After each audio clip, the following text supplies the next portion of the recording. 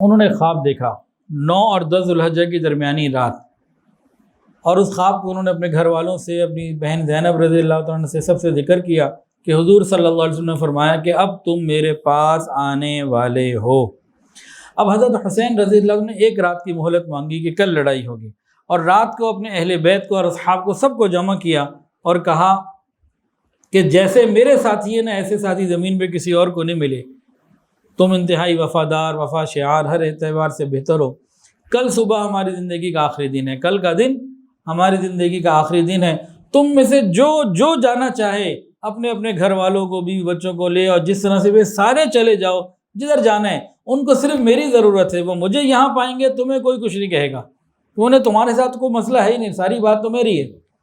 میں یہاں ہوں، میں انہیں فیس کر رہا ہوں، تم لوگ سارے کے سارے نکل جاؤ۔ اللہ اکبر کبیرہ۔ تو سب نے یہ کہا آپ کے بعد زندہ رہنے کا کوئی مزہ نہیں،